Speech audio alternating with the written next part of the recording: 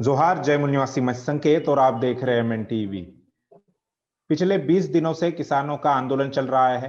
केंद्र सरकार ने लॉकडाउन में, जब देश में लॉकडाउन था, तब 3 कृषि अध्यादेशों को लाया, उसको पास किया गया और फिर किसानों की तरफ से उसका विरोध होना शुरू हो गया है। पिछले 26 नवंबर से किसान रास्तों पर है, दिल्ली को चारों तरफ से घेरा हुआ है और किसान जो है वो अपने मुद्दों पर डटे हैं। उनका कहना है कि सरकार ने ये तीनों कृषि कानून वापस लेने चाहिए।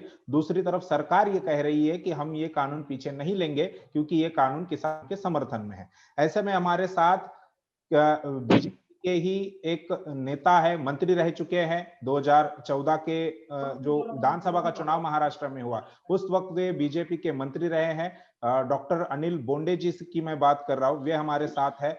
उनका इस किसान आंदोलन की तरफ देखने का कैसा रवैया है, वो किस किस तरह से देखते हैं और उनका इस आंदोलन के बारे में क्या कहना है, कृषि कानूनों के बारे में कहना है, ये इन मुद्दों पर हम बात करेंगे। सबसे पहले सर, एमएन टीवी पर आपका स्वागत है। धन्यवाद सर। आपने समर्थन दिया है, लेकिन मैं शुरुआत इस बात से करना चाहूंगा, इस सवाल से करना चाहूंगा कि एक तरफ सरकार कह रही है कि ये कानून किसानों के समर्थन में है या हित में है, और दूसरी तरफ किसान ये कह रहे हैं कि ये कानून किसानों के विरोध में है, जो आंदोलन करने वाले किसान हैं। ऐसे में आप इन कृषि कानूनों को कैसे देखते हैं?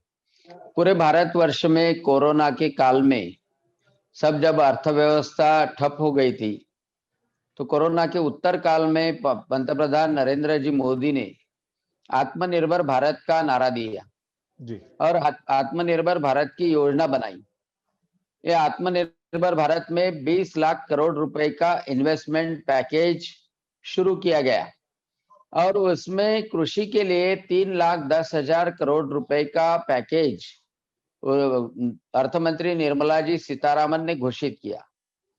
अब कृषि क्षेत्र का जीडीपी बढ़ना चाहिए तथा किसानों की आय भी दुगुनी होनी चाहिए 2022 तक। तब स्वामीनाथन आयोग बताता है कि उसमें इन्वेस्टमेंट, एग्रीकल्चर में प्राइवेट इन्वेस्टमेंट, गवर्नमेंट इन्वेस्टमेंट बहुत ज्यादा रहनी चाहिए। उसके साथ में जो बरसों से कानून लगाए गए हैं, जो कानून किसानों को गुलामी में रख रहे हैं, वो कानूनों को बदलना भी जरूरी था। तो एक तरफ 3,10,000 कोटी रुपए का एग्रीकल्चर इन्वेस्टमेंट पैकेज और उसके साथ में किसानों को मुक्त करने के लिए, किसानों को उनकी आमदनी बढ़ाने के लिए कायदे में बदल, उसके लिए 3 कृषि विधेयक लाए गए। एक्चुअली आपने देखा होगा कि कोई भी प्रोड्यूसर या मैन्युफैक्चरर रहता है, उसको प्रोड्यूस करने का, मैन्युफैक्चरिंग करने का जितना स्वातंत्र रहता है, उतना ही उसका माल बेचने का स्वातंत्र रहता है। उसको ऐसा बंधित नहीं किया जा सकता कि इसी एरिया में आप बेचो, यही व्यापारियों को बेचो, यही दलालों के मार्फत, आड़तियों के मार्फत आप बेचो और बेचते वक्त आपको ही सेस देना पड़ेगा, आपको ही टैक्स देना पड़ेगा। ऐसा कोई मैन्युफैक्चरिंग के साथ में नहीं होता।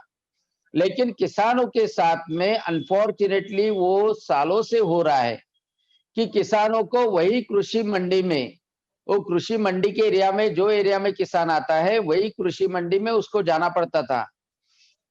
जो रजिस्टर्ड लाइसेंस धारक आड़ते हैं, उनके मार्फत माल बेचना पड़ता था और वही व्यापारियों को माल बेचना पड़ता था। इसलिए आड़तिया, किसान, व्यापारी, इनकी मोनोपोली हो गई। वो कृषि मंडी में किसान माल बेचता है, किसानों के लिए कृषि मंडी है, लेकिन उसको मत देने का अधिकार, वोट देने का अधिकार, वो किसान मंडी चुनने का अधिकार नहीं है। और किसान मंडी के परिसर के बाहर वो बेचना चाहता है, फिर भी उसको सेस और दंडात्मक रकम देना पड़ता था। ऐसे कठोर कानून किसानों के लिए बनाए गए थे। अब उसकी वजह से पंतप्रधान नरेंद्र जी मोदी ने क्या किया कि पहला विधेयक जो है, किसानों को वह स्वतंत्रता दी गई कि आप किसान मंडी में भी जाकर आपका माल बेच सकते हैं तथा आप चाहते होंगे कि आपके किसान के फार्म गेट से भी कोई व्यापारी आता होगा, कोई प्रोड्यूसर आता होगा या कोई प्रोसेसर आता होगा, उसको भी आप माल बेच सकते हैं। आपको रास्ता भाव जहां पे भी मिलता होगा, बाजू के जिले में मिलता होगा, बाजू के मंडी में मिलता होगा, दूसरे राज्य में मिलता होगा, वहां पर भी जाके आपका माल, आपकी कृषि उपज आप बेच सकते हैं। यह स्वातंत्र्य देने का पहला विधेयक माननीय पंतप्रधान नरेंद्र जी मोदी ने लाया।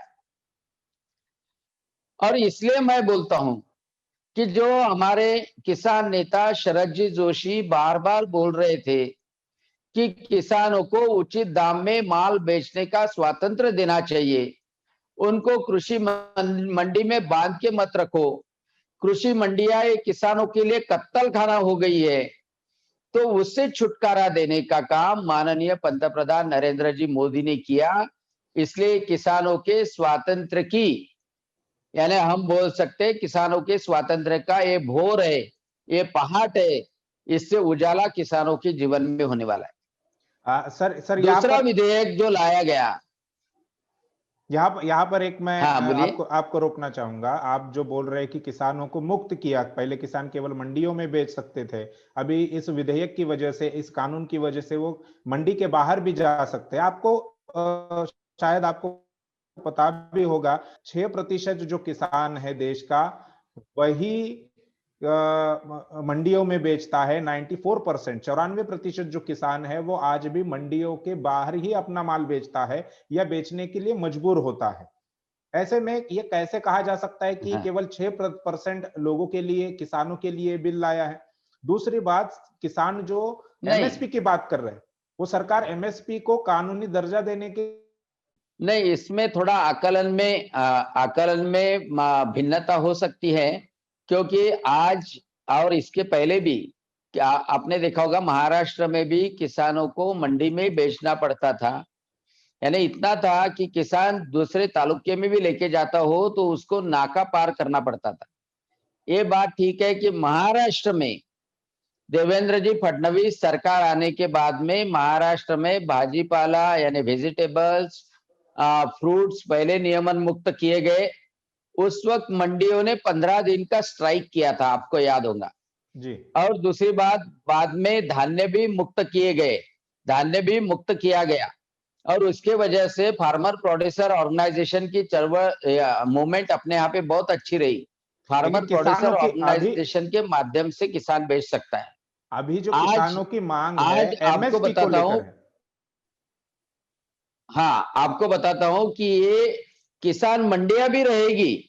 माननीय पंतप्रधान नरेंद्र जी मोदी ने और कृषि मंत्री नरेंद्र सिंह तोमर ने बार बार बताया है कि ये किसानों की मंडियां भी जीवित रहेगी, कार्यरत रहेगी। उनका अपग्रेडेशन करने के लिए, उनको कोल्ड स्टोरेज, बड़े गोडाउन निर्माण करने के लिए सरकार इन्वेस्टमेंट करने को तैयार है। ई प्लेटफॉर्म पे सबको लाने के लिए, ई नाम पे लाने के लिए 35 लाख रुपीस का अनुदान सभी किसान मंडियों को सरकार दे रही है। किसान मंडी का कानून जो रहता है वो राज्य सरकार बनाता है, इसलिए राज्य सरकार के तहत किसान मंडी तो जीवित रहेगी। उसको सपोर्ट करने का काम केंद्र सरकार करने वाली है, ये बार बार पंतप्रधान जी ने बताया। लेकिन दूसरा जो एमएसपी को भ्रम फैलाया गया, हाँ आपको आता हूं ना मैं। जी दूसरा जो भ्रम फैलाया गया कि एमएसपी बंद हो जाएगी, या तो एमएसपी के ऊपर शासन खरीदी नहीं करेगा, केंद्र शासन खरीदी नहीं करेगा। ये सबसे बड़ा भ्रम पहले ही राहुल गांधी ने वो फैलाया। उसके बाद में इमीडिएट ट्वीट माननीय पंतप्रधान का वीडियो आया था। उन्होंने लोकसभा में भी बोला कि एमएसपी जो प्रचलित तरीके से चल रही है, जो नियमों से चल रही है, वो पहले से चल रही है, वो कृषि मूल्य आयोग द्वारा एमएसपी निकाली जाएगी और आगे भी वो शुरू रहेगा। सर 2014 सुनो ना, पूरा जी पूरा मेरे को जी कंप्लीट जी करने दो जी बाद में। जी जी 2014 और 2019 में 2014 को मक्के की एमएसपी 1250 थी, आज 1850 है। यानी 6 साल में 600 रुपए बढ़ गया है। तूर की एमएसपी, कपास की एमएसपी वैसे ही बढ़ी है। दूसरी बात, एमएसपी से खरीदी मार्केट इंटरवेंशन के तहत सेंट्रल गवर्नमेंट करती है। जब मार्केट रेट एमएसपी से कम हो जाते हैं तब सरकार इंटरवेन करती है और 35% of the produce central government खरीदी करती है नाफेड के माध्यम से, सीसीआई के माध्यम से। आपने देखा होगा 3 साल पहले तूर अपने यहाँ सबसे ज्यादा खरीदी की गई। अभी कपास की खरीदी सीसीआई के मार्फत शुरू है, सोयाबीन की खरीदी शुरू है, भरत धान्य यानी मक्के की खरीदी शुरू है।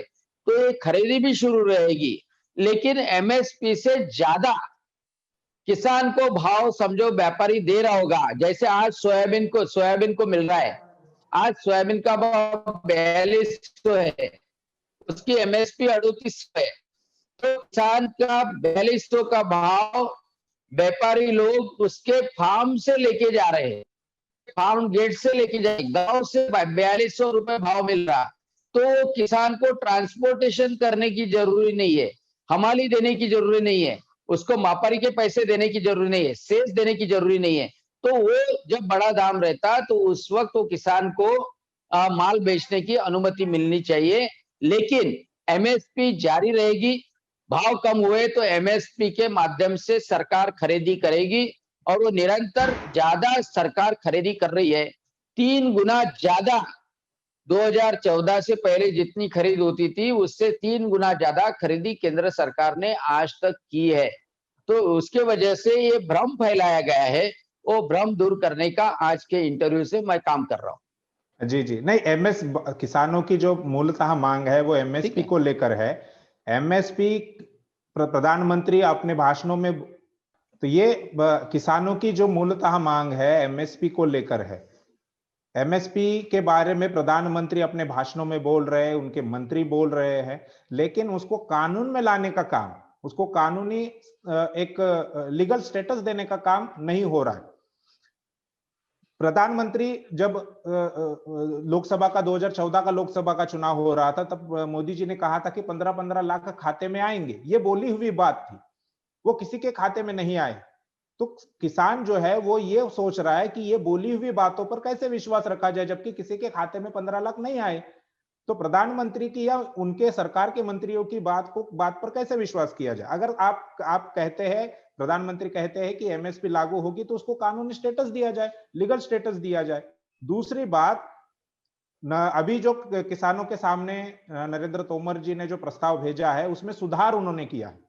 अमित जी के साथ 13 मंत्रियों की बैठक हुई, उस बैठक में भी उन्होंने कहा कि हम आपकी कुछ बातें मानने के लिए तैयार हैं।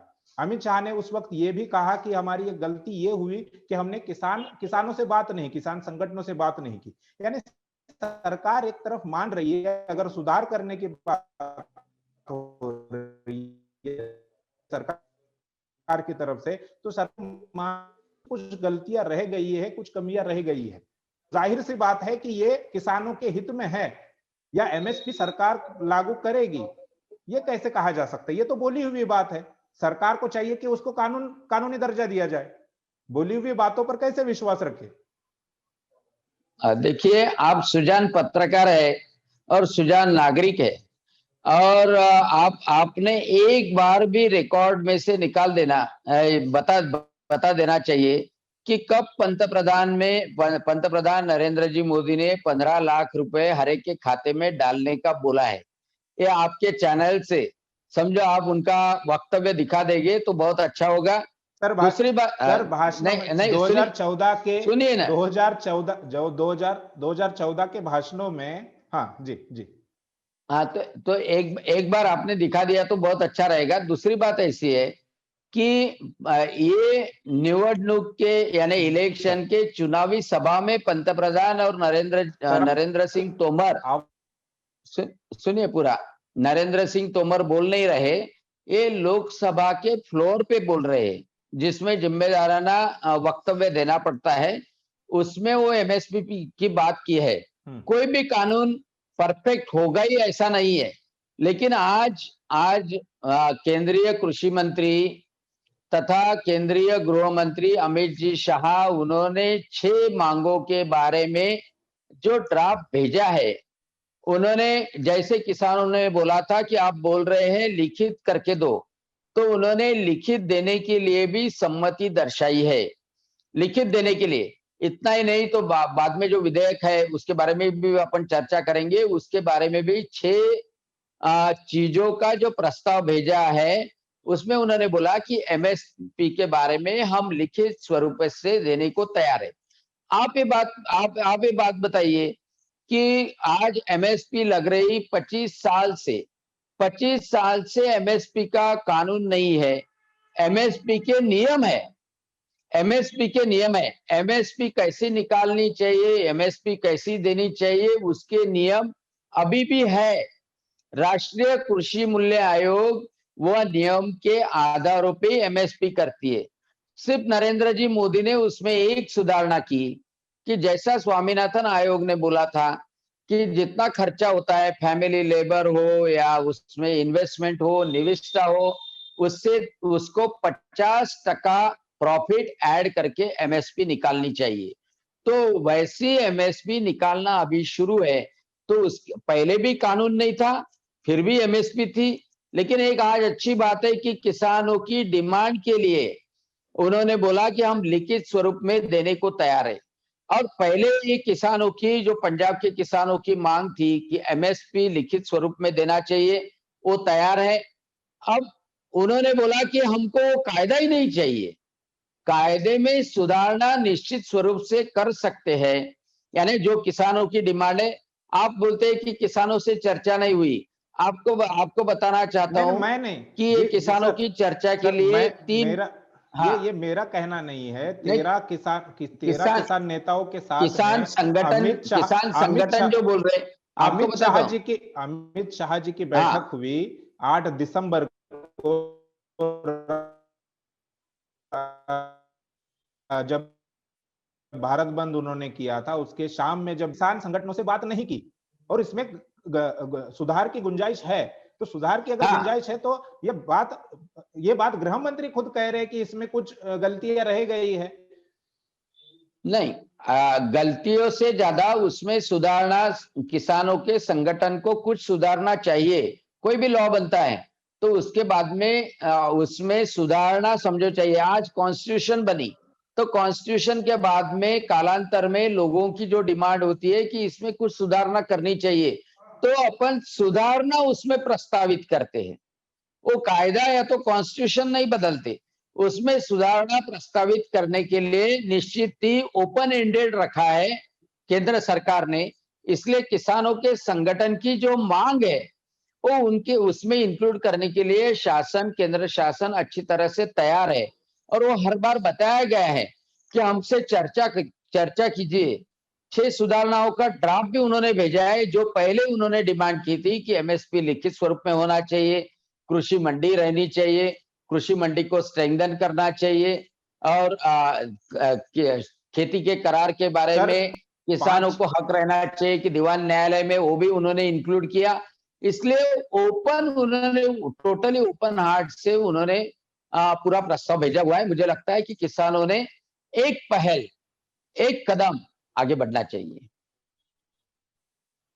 जी, ये किसानों से कहा जा रहा है कि एक पहल आगे बढ़ना चाहिए, जबकि कानून जो है वो सरकार ने लाया है। सरकार ने अगर कानून लाया और किसान अगर इसका विरोध नहीं कर रहे, खुद सरकार के मंत्री कह रहे हैं कि इसे सुधार किया जा सकता है या सुधार करने का प्रस्ताव उन्होंने भेजा है। एमएसपी को अभी भी सरकार जो है वो लीगल स्टेटस देने की तैयार नहीं है, बस बातें बोल रही है। आपने किसान आंदोलन का समर्थन किया है, अगर आपको ऐसा लगता है कि ये कानून जो मोदी सरकार ने बनाया है वो किसानों के हित में है, अगर आपको ऐसा लगता है, और उसके बावजूद भी उसका विरोध करने वाले लोगों को, यानी किसानों के आंदोलन का आपने समर्थन क्यों किया? किसानों के आंदोलन का नहीं, किसान के कायदों का मैंने समर्थन किया है। जी मैं ही नहीं, जी तो शरद जोशी प्रणीत शेतकरी संगठना है, वो भी ये कायदों के बारे में समर्थन करती है। इसलिए समर्थन करती है कि सालों से हम किसान लोगों को अधिकार नहीं था बाहर बेचने का, कृषि मंडी में ही जाना पड़ता था, वही दलालों के माध्यम से जाना पड़ता था। डायरेक्ट प्रोसेसिंग वालों से हम डील नहीं कर सकते थे। तो उसके वजह से आज जो हमें राहत दी है, मुक्तता दी है, उसके उसकी वजह से हम इन कायदों का डेफिनेटली समर्थन करते हैं। मैं ही नहीं, तो पूरे देश में एक पंजाब, हरियाणा और उत्तर प्रदेश का कुछ इलाका छोड़ दिया, यानी गेहूं और धान पकाने वाले वो किसान छोड़ दिए, तो ज्यादातर किसानों का ये कायदों को समर्थन है। आप भी महाराष्ट्र में गुजरात में किसानों के पास गए तो किसान डेफिनेटली बोलेगा कि हमको हक रहना चाहिए कि हम मंडी में भी बेच सकते हैं और हम हमारे घर से भी बेच सकते हैं। आपको बताना चाहता हूं कि ये कोरोना के पीरियड में सबसे अच्छा फायदा किसानों ने महाराष्ट्र में लिया। आम रास्ते पे बेच सके। महाराष्ट्र में संत सावता माई किसान बाजार वो देवेंद्र जी फडणवीस के सरकार से लग रहा है। आज जो राजू शेट्टी विरोध कर रहे हैं, ये राजू शेट्टी का 2015 का भाषण सुनिए। उन्होंने बोला था कि पहली बार देवेंद्र जी फडणवीस ने ये बहुत अच्छा काम किया है कि किसानों को डायरेक्ट मार्केट में बेचने की सुविधा दी है, नियमन मुक्त के कृषि मंडी से नियमन मुक्त किया है। ये राजू शेट्टी का सातारा का 2015 का भाषण है। आज राजकारण के लिए राजू शेट्टी अपोज में चले गए। राजकारण के लिए इनको किसानों का भला कौन सी चीज में होता है इसका कुछ लेना देना नहीं है, सिर्फ मोदी जी को विरोध करना है। उसकी वजह से ये विरोध कर रहे हैं। पंजाब के किसानों की बात ऐसी है कि वहां पे आड़तियों का, कृषि मंडी वालों का अर्थकारण बड़ा ताकतवर है। आड़तिया किसानों को पैसे भी देते हैं। आंकड़े ये कहते हैं, जैसे मैंने पहले भी बताया, कि केवल 6% किसान मंडियों में बेचता है, बाकी 94% किसान बाहर बेचता है। आज चर्चा को थोड़ा आगे सिर्फ महाराष्ट्र में बाकी के जगह पे बिहार में मंडियां नहीं है, वहां पे खुली नहीं, पूरे देश के नहीं है। आंकड़े आप एक बार चेक कर लीजिए। 6% जो है सर, एनएसएसओ का आंकड़ा है, ये पूरे देश का आंकड़ा है। ये केवल मुझे महाराष्ट्र चेक करना पड़ेगा।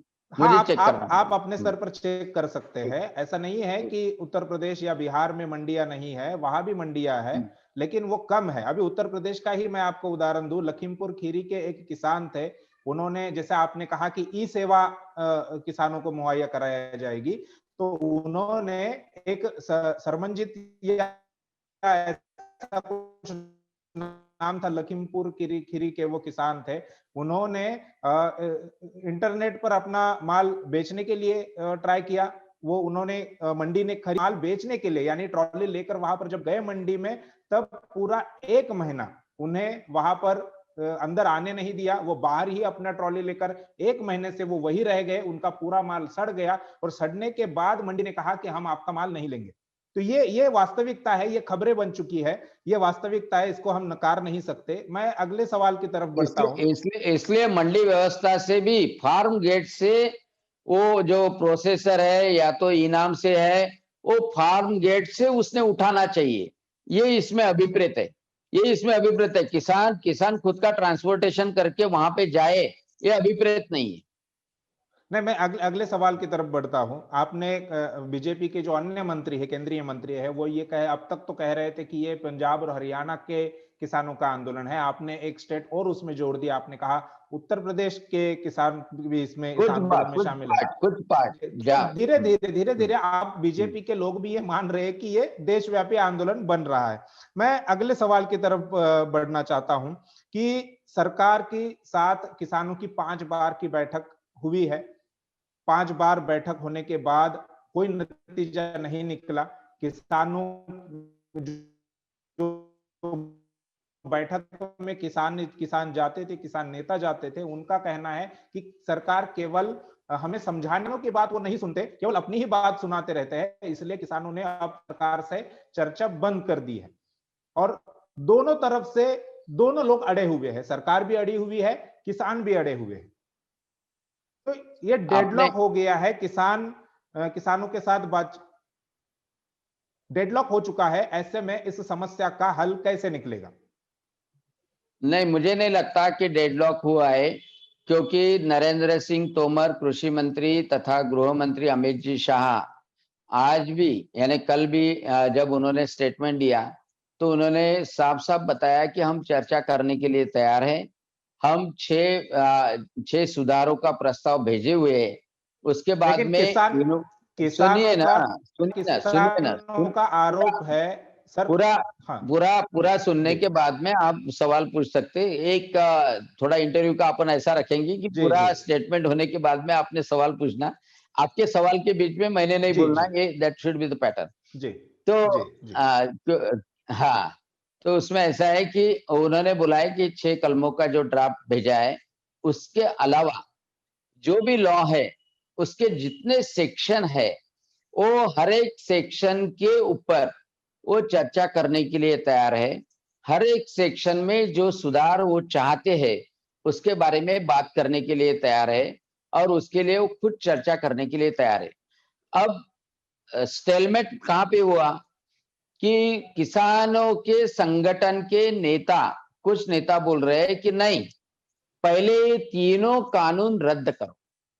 और बेसिकली इसमें कम्युनिस्ट ओरिएंटेड जो लोग हैं, वो बोल रहे हैं कि पूरे कानून रद्द करो और कानून रद्द करने के बाद में हम चर्चा करेंगे। तो एक जगह पे केंद्र शासन आगे आया हुआ है। उन्होंने दरवाजे खुले रखे हुए हैं कि कायदे के हर सेक्शन के ऊपर वो चर्चा करने के लिए तैयार है। नरेंद्र सिंह तोमर उसके लिए किसानों का स्वागत कर रहे हैं। सिर्फ किसानों ने पहले ही कानून रद्द करो, बाद में चर्चा करो, यह हट छोड़ के पहले जैसा वो बोल रहे थे कि एमएसपी के बारे में हमें गारंटी दो, कृषि मंडी के बारे में गारंटी दो। ऐसे मुद्दों के ऊपर निश्चित ही चर्चा हो सकती है और मुझे लगता है कि भविष्य में, क्योंकि किसान समझदार रहता है, तो किसान डेफिनेटली आगे आएगा और इसमें से मार्ग निकलेगा। जी मतलब ये किसानों के ऊपर अभी ये जिम्मेदारी है कि अगर इसका अगर मार्ग निकालना है तो किसान निकाल सकते हैं, सरकार अपनी तरफ से केवल बातचीत करने के लिए तैयार है। सरकार ने पूरे दरवाजे खुले करके रखे हैं कि ये विधेयक के सभी सेक्शंस है, सभी सेक्शन माइन्यूट सेक्शन है, सेक्शन वाइज वो चर्चा करने के लिए तैयार है, उसमें सुधार करने के लिए तैयार है।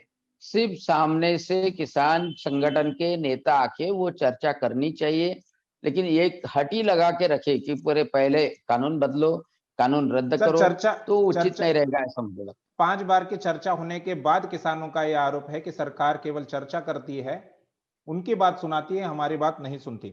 बहरहाल है। जैसा आपने कहा कि कम्युनिस्ट जो लोग हैं वो उसमें ये मांग कर रहे हैं किसानों की तरफ से, या किसानों के आंदोलन में वो लोग हैं, उसी प्रकार से केंद्रीय मंत्री महाराष्ट्र के ही राव साहब दानवे अगर सीधे नाम लिया जाए तो उन्होंने औरंगाबाद में कहा कि इन किसानों के आंदोलन में चीन और पाकिस्तान का हाथ है।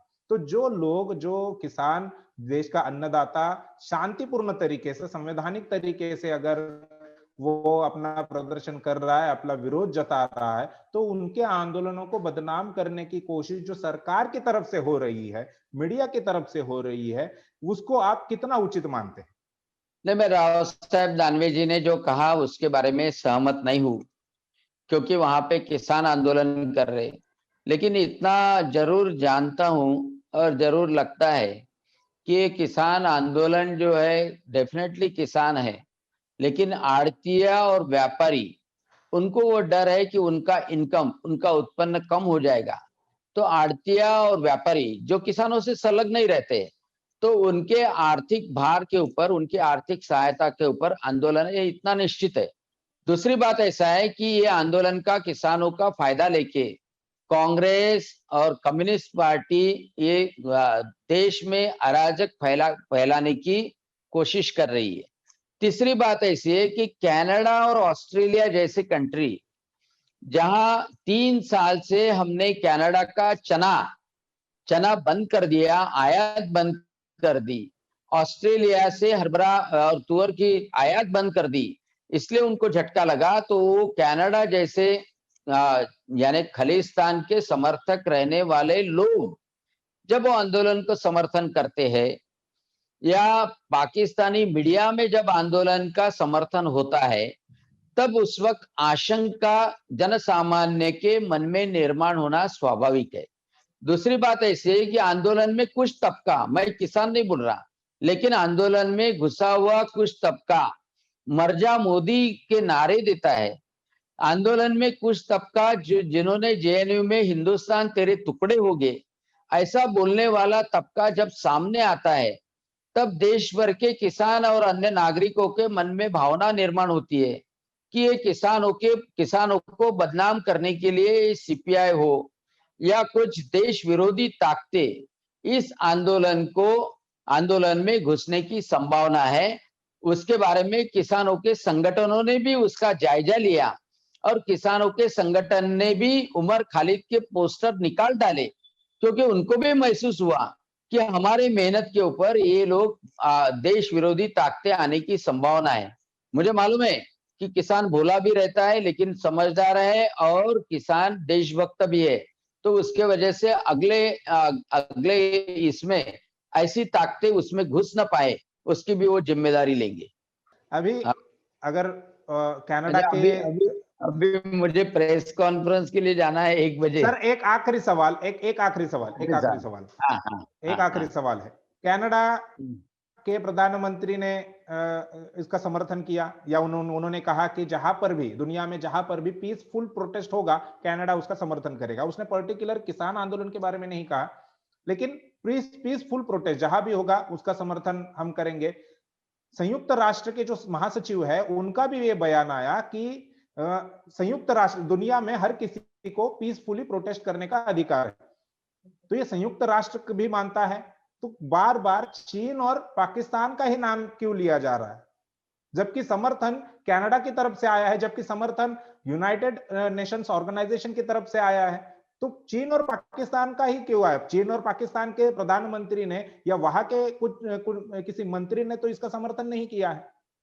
नहीं, चीन और पाकिस्तान का नाम मैं उसका समर्थन नहीं करता दानवे जी के वक्तव्य का, लेकिन एक बात कहता हूं जो केवल दानवे जी की बात नहीं है, केवल दानवे जी की बात नहीं है, अलग मंत्रियों की तरफ से ऐसे बयान आए। सुनिए, लेकिन एक बात है कि कम्युनिस्ट पार्टी ऑफ इंडिया और उनके घटक और कम्युनिस्ट के सीपीआई एमएल हो यानी मार्क्सवादी लिबरेशन हो, ये सब जुट गए वो आंदोलन में, ये सब जुट गए। तभी लोगों को डाउट आता है कि ये कम्युनिस्ट पार्टी बाकी के चीजों के लिए, देश उबारने के लिए, देश को मजबूत करने के लिए आगे आती नहीं। आज कम्युनिज्म पूरा इंडिया में खत्म हो रहा है। ये माध्यम से कम्युनिज्म यहाँ पे लाने की कोशिश, यहाँ पे अराजक निर्माण करने की कोशिश किसानों के कंधे पे बंदूक रख के करने का कुछ प्लान है क्या? इसके बारे में साशंकता निश्चित ही देश के लोगों में निर्माण हो सकती है।